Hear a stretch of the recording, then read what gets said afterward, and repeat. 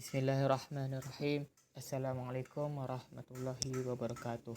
Perkenalkan Pak, nama saya Radhi Mahaputra, NIM 1910153013. Pada kali ini saya akan menjelaskan tentang ujian tengah semester, iaitu terdiri dari materi sebelum UTS.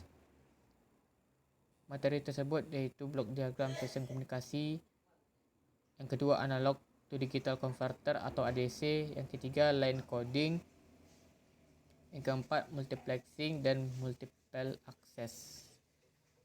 Pertama, blok diagram sistem komunikasi.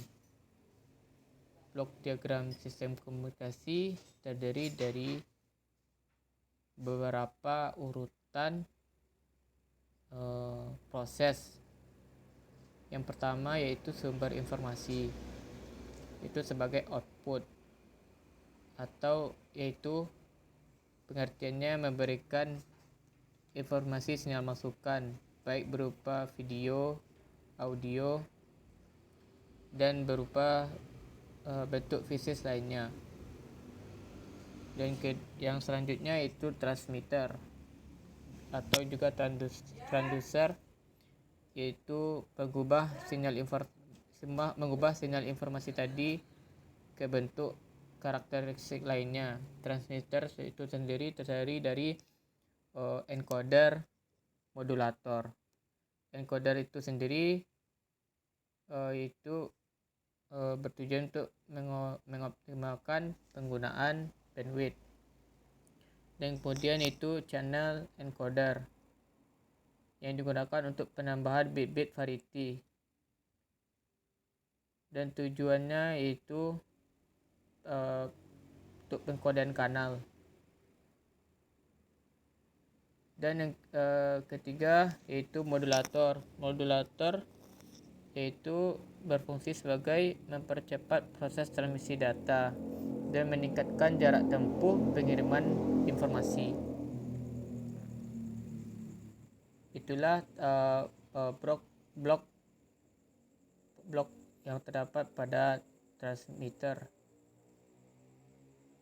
Dan transmitter itu sendiri itu terdapat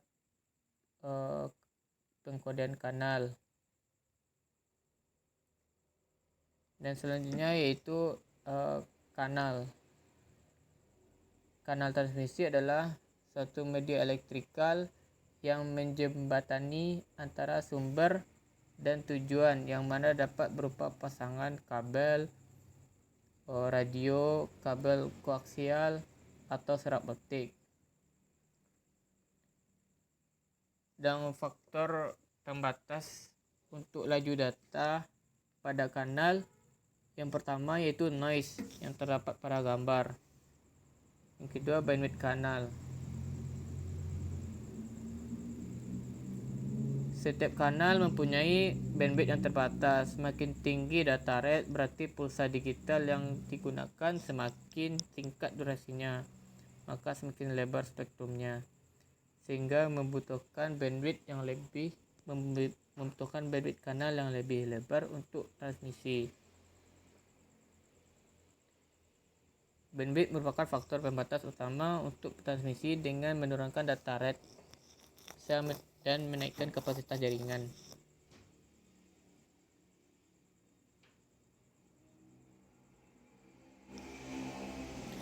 Dan channel menyatakan bahwa transmisi bebas error melalui suatu kanal dapat dicapai apabila bit rate-nya tidak melebihi kapasitas maksimum dari kanal tersebut yang diberikan oleh transmisi. Dan selanjutnya itu receiver. Receiver yaitu penerima data.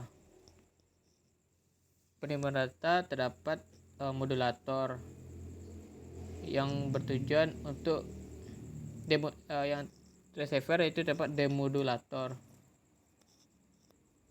yang terdapat di dalamnya yaitu proses penghilangan sinyal carrier. Dan channel decoder yaitu digunakan untuk menghilangkan bit-bit parity, sehingga bit-bit parity tersebut membangkitkan sebuah matriks yang merupakan transformasi. Dan source decoder yaitu proses decoding digital to analog converter, terdiri dari reconstruction, filtering, dan decoding. Kemudian output yaitu sinyal informasi yang telah diubah dari digital to analog converter, yaitu suara yang dapat kita dengar atau output yang dihasilkan dari pengiriman data tersebut berupa sinyal analog lagi. Modulasi itu sendiri merupakan penempatan sinyal informasi kepada sinyal carrier atau sinyal pembawa. Jadi jenis-jenis modulasi, yang pertama modulasi analog, yang pertama amplitude modulation, yang kedua frequency modulation, yang ketiga fase modulation, dan terdapat juga modulasi digital. Yang pertama yaitu ASK atau amplitude shift keying, yang kedua FSK frequency shifting, yang ketiga PSK phase shift keying, yang kelima QPSK. Dan selanjutnya masuk ke pembahasan materi yang kedua, yaitu analog to digital converter, proses mengubah sinyal analog ke sinyal digital. Terdapat 3 proses pada analog to digital converter. Yang pertama yaitu sampling, yaitu sampling tersebut mengambil sampel dari sinyal analog pada titik tertentu secara berurutan. Berarti sinyal input atau sinyal carrier di sampling, dan hasil sinyal sampling terdapat pada gambar yang pertama secara titik tertentu berurutan. Berarti sinyal yang telah di sampling tadi diberi titik-titik. Sampling itu sendiri harus lebih besar daripada frekuensi sampling itu sendiri harus lebih besar daripada 2 kali frekuensi sampling besar 2 kali frekuensi maksimum. Kemudian kuantisasi yang kedua, proses mengelompokkan data hasil sampling ke dalam kelompok-kelompok data atau level-level sinyal, seperti pada gambar nomor 2 berikut. Sinyal sampling ke sinyal kuantisasi. Sinyal kuantisasi terdapat level-level sinyal atau level-level kuantisasinya. Dan kemudian gambar yang ketiga yaitu sinyal kuantisasi ke kode digital atau binary, yaitu proses mengubah besaran data sampling ke dalam bentuk digital binary berdasarkan level kuantisasi sebelumnya. Selanjutnya pembahasan materi yang ketiga yaitu materi line coding. Apa itu line coding? Line coding adalah suatu proses konversi data digital menjadi sinyal digital. Line coding itu sendiri yaitu jenis pengkode yang dipilih dalam sistem komunikasi untuk mentransmisikan sinyal digital melalui medium transmisi.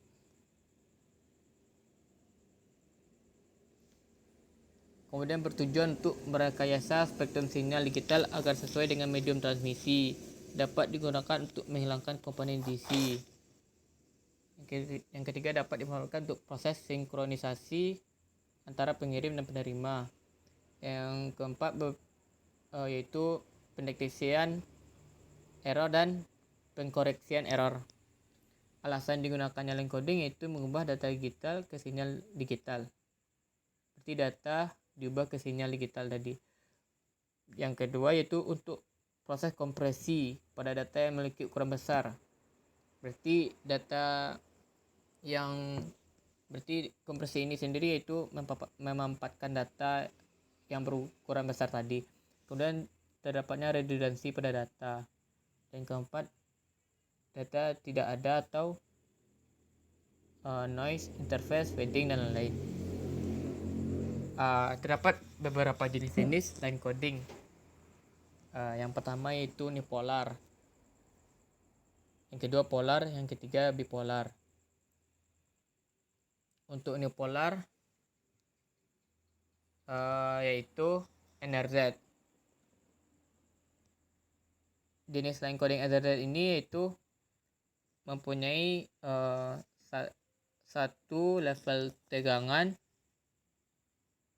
0 dan satu level tegangan non-zero, yaitu terdapat pada gambar. Untuk logika 0 memiliki level 0 dan untuk logika 1 memiliki level non-zero. Dan ini adalah rumus untuk mencari NRZ tersebut. Masuk ke jenis line coding yang kedua yaitu polar. Juga terdapat NRZ. Untuk NRZ ini merupakan representasi dari bit. Untuk logika 0 dinyatakan dalam tegangan positif, dan untuk logika 1 dinyatakan dalam tegangan negatif.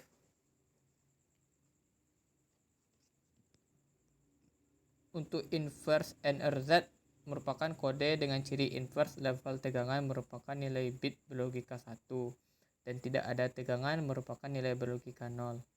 Untuk logika 1 memungkinkan adanya sinkronisasi. Dan walaupun demikian, untuk sekuensial yang panjang untuk data berlogika 0 tetap terdapat permasalahan. Yang kedua yaitu return to zero atau RZ,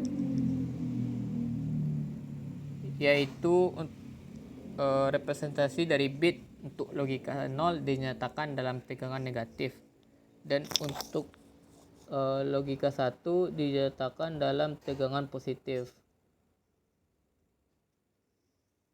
Sinyal harus kembali 0 untuk separuh sinyal berdasarkan interval dari setiap bit. Artinya bila waktu untuk satu bit logika 1 atau 0 sama dengan 1 detik, maka pernyataan logika 1 dengan level tegangan positif adalah 0,5 detik, dan 0,5 detik berikutnya level tegangan kembali ke 0 atau 0 volt.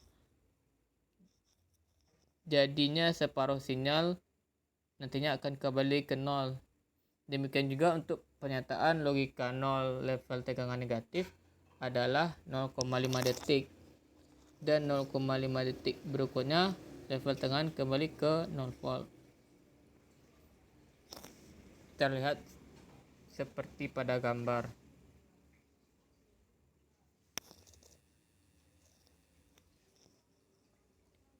Dan untuk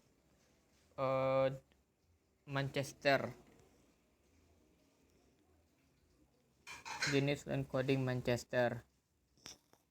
Untuk jenis line coding Manchester, apabila terjadi inversi level sinyal pada saat sinyal bit berada di tengah interval, kondisi ini digunakan untuk dua hal, yaitu bit representasi dan sinkronisasi. Untuk kondisi logika 0 merupakan representasi sinyal transisi dari positif ke negatif, terlihat seperti pada gambar. Dan kondisi logika 1 merupakan representasi sinyal transisi dari negatif ke positif serta memiliki kesempurnaan sinkronisasi. Selanjutnya untuk diferensial Manchester, kebalikan dari Manchester sebelumnya, yaitu pada kode diferensial Manchester, inversi level sinyal pada saat berada di tengah interval sinyal bit digunakan untuk sinkronisasi, di mana logika 0 jika terjadi transisi dan logika 1 jika tidak ada transisi, memiliki kesempurnaan sinkronisasi. Terlihat seperti pada gambar. 0 adalah dari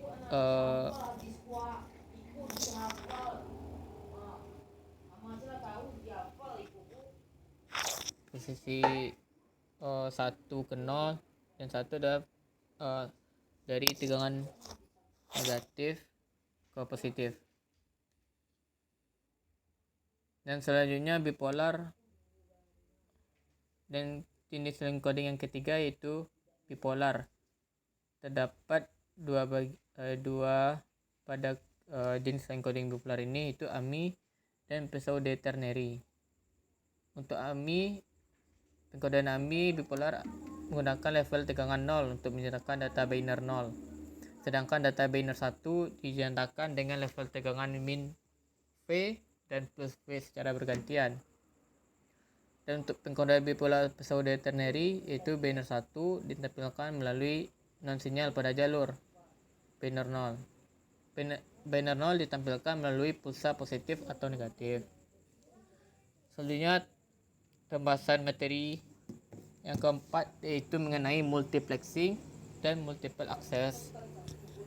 Multiplexing yaitu diistilahkan dengan pembagian. Pada gambar terlihat yaitu multiplexing dan demultiplexing. Di tengah-tengah yaitu kanal N. Multiplexing N input dan demultiplexing ada untuk outputnya.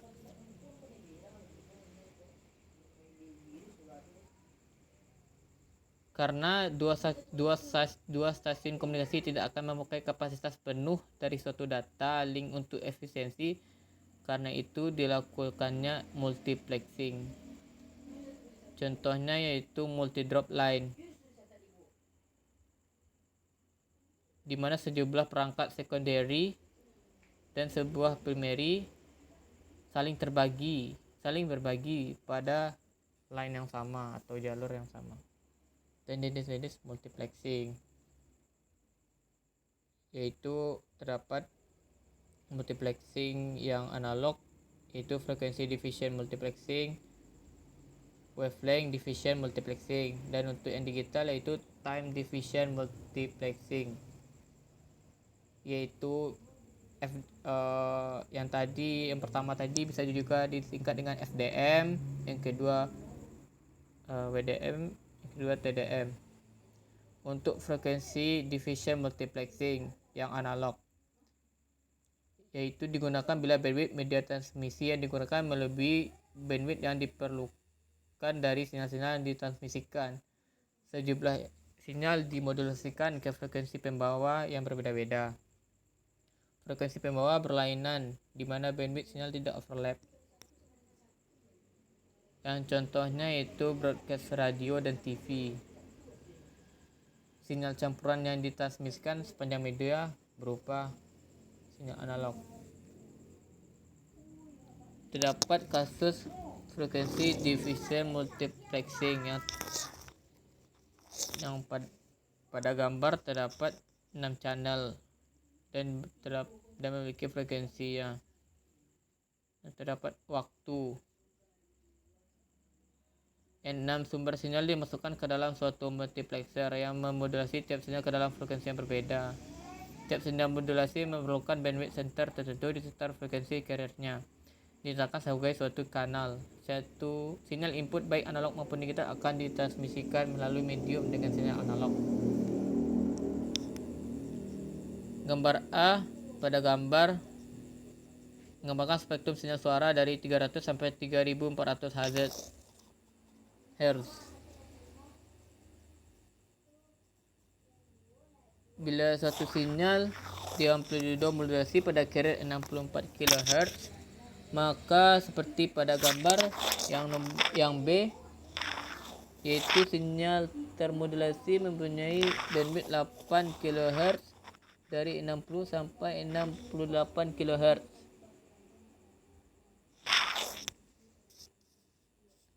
Kemudian untuk gambar yang C, di mana ketiga sinyal voice tersebut dipakai untuk memodulasi carrier pada 64,68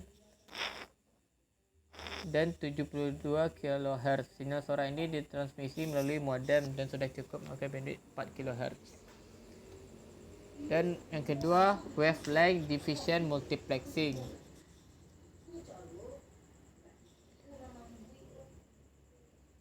WDM ini itu banyaknya beam dan cahaya mempunyai frekuensi yang berbeda. Sinyal ditransmisikan menggunakan fiber optik.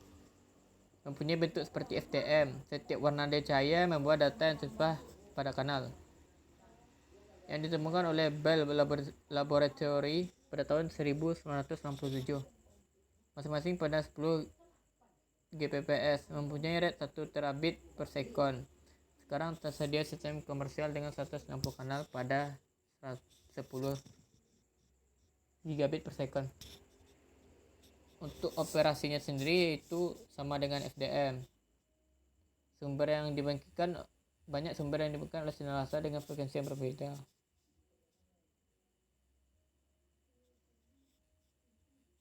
Multiplexer merupakan gabungan beberapa sumber untuk pengiriman melalui single fiber. Optical amplifier dapat mengangkat semua wavelength. Demux memisahkan kanal sesuai dengan rapatan. Mempunyai range wavelength 1550 nm, 200 MHz per channel, sekarang 50 GHz. Yang ketiga, time division multiplexing. Mempunyai karakteristik bila rate data satu media bisa melebihi rate data dari sinyal digital yang ditransmisikan. Multiple sinyal digital dapat ditransmisikan melalui jalur tunggal dengan cara interleaving bagian-bagian dari setiap sinyal. Interleaving itu sendiri dalam bentuk bit atau blok-blok bit. Time slot sebelumnya diberikan pada sumber. Time slot sudah dialokasikan sebelum ada data. Time slot tidak mempunyai distribusi antara sumber. Itu yang B, materi multiple access. Multiple access adalah teknik yang membuka suatu titik untuk dapat diakses oleh beberapa titik yang saling berjauhan dengan tidak saling mengganggu. Berfungsi untuk mengatur penggunaan oleh user sehingga memiliki komunikasi yang bebas interferensi. Yang kedua, menyalurkan beberapa informasi secara serentak dalam satu kanal. Yang ketiga, berfungsinya itu efisiensi kanal.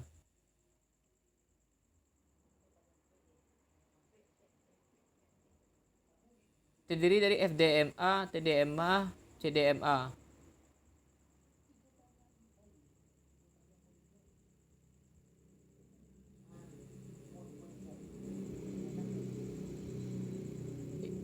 Yaitu frekuensi division multiple access, time division multiple access, kode division multiple access. Untuk FDMA, seperti pada gambar, terdapat pembagian kanal 1, 2, dan 3, dan terdapat frekuensi 1, 2, dan 3. Untuk cara kerja FDM ini itu sendiri menempatkan setiap user pada kanal frekuensi yang berbeda. Kanal frekuensi ini disediakan berdasarkan permintaan user yang menginginkan layanan. Pada periode panggilan, tidak ada user manapun yang bisa menggunakan kanal frekuensi yang sama. Karakteristik FDMA: pembagian kanal berdasarkan pembagian frekuensi. Pengiriman dan penerimaan berlangsung dalam waktu yang sama. Bandwidth FDMA lebih sempit, lebih kurang 30 kHz, lebih kurang 30 kHz. Untuk selanjutnya itu lower transmission overhead. Yang selanjutnya proses handoff cukup kompleks. Itu yang selanjutnya tidak fleksibel terhadap layanan-layanan baru. Kontrol channel terletak di frekuensi 1 untuk menghandle pemutus hubungan. Bersifat continuous transmission. Kapasitas kanal FDMA mempunyai N sama dengan total alokasi spektrum pada sistem FDMA dikurang 2 dikali guard band yang letaknya berada pada ujung spektrum frekuensi dibagi bandwidth kanal. Untuk aplikasi FDMA yaitu Advanced Mobile Phone Setting Service. Itu komunikasi dari mobile station ke base transmission station. Komunikasi dari BTS ke MS. Setiap kanal mempunyai bandwidth sebesar 30 kHz. Yang kedua yaitu Time Division Multiple Access TDMA. Sistem TDMA membagi kanalnya menjadi beberapa time slot.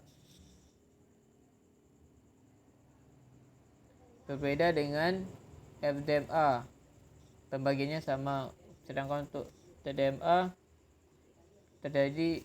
terbagi beberapa time slot. Satu time slot digunakan oleh satu user untuk mengirimkan informasi maupun untuk menerima. Sistem TDMA mengirimkan data dengan metode buffer and bars, sehingga proses transmisi dari tiap user tidak berlangsung secara berkelanjutan atau kontinu. Dan ini adalah base stationnya, gambar base station.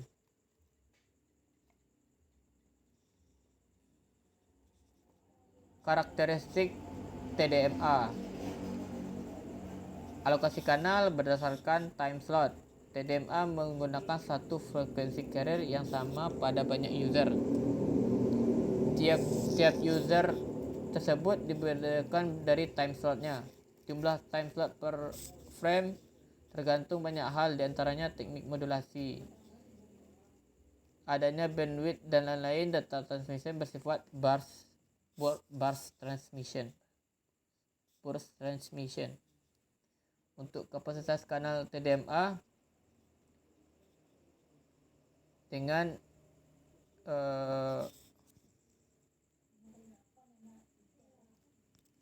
N sama dengan M dalam kurung total alokasi spektrum pada sistem TDMA dikurang widebandnya dibagi bandwidth kanal. Aplikasi sistem TDMA yaitu GSM, Global System for Mobile Communication, menggunakan karakteristik GSM yaitu dua band frekuensi masing-masing 25 MHz. Komunikasi dari mobile station ke base transceiver station yaitu 890 sampai 915 MHz. Komunikasi dari BTS ke mobile station yaitu rentang frekuensi 935 sampai 960 MHz. Setiap kanal mempunyai bandwidth sebesar 200 kHz. Bandwidth 25 MHz tadi dibagi menjadi 124 carrier. Setiap carrier dialokasikan 8 time slot. Oleh sebab itu, GSM mengaplikasikan teknik FDMA dan TDMA digabung. Ketiga, Code Division Multiple Access CDMA. Semua user pada sistem CDMA menggunakan frekuensi carrier yang sama dan waktu pengiriman yang serentak. Setiap user memiliki kode. Kodenya itu bernama kode pseudo random yang berbeda dan saling ortogonal satu sama lain. Bandwidth pada sistem CDMA sangat lebar bila dibandingkan dengan bandwidth yang umumnya dibutuhkan untuk transmisi. Pelebaran bandwidth ini didapat dari perkalian sinyal message dengan bandwidth yang sempit dan kode penyebar yang memiliki bandwidth yang sangat lebar. Seperti pada gambar terdapat pembagian kanal pada CDMA.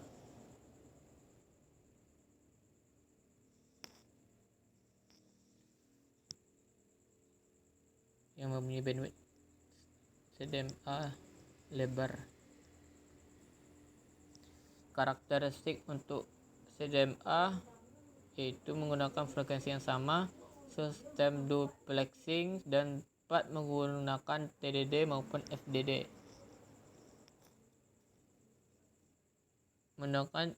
Meningkatnya jumlah user pada CDMA akan menaikkan tingkat noise secara linear. Performance sistem akan berangsur-angsur menurun dengan bertambahnya jumlah user dan akan naik bila jumlah user dikurangi. User akan mempengaruhi sistem CDMA itu sendiri. Dan adanya multipad fading. Multipad fading akan terkurangi banyak karena sinyal disebar pada spektrum yang lebih lebar. Jika bandwidth dari spread spektrum lebih besar dari bandwidth koheren kanal, maka perbedaan frekuensi akan mengurangi efek small scale fading atau fading skala kecil. Channel data rate yang besar. Konsekuensinya durasi simbol akan sangat pendek dan biasanya akan lebih kecil dari waktu delay spread kanal. Dan terdapat masalah pada CDMA yaitu cell jamming. Cell jamming itu sendiri akan meningkat jika spreading sequence dari user yang berbeda tidak benar-benar ortogonal. Baiklah, sekian mengenai materi ujian tengah semester sistem komunikasi digital. Sekian yang dapat saya sampaikan. Apabila ada kesalahan, saya mohon maaf.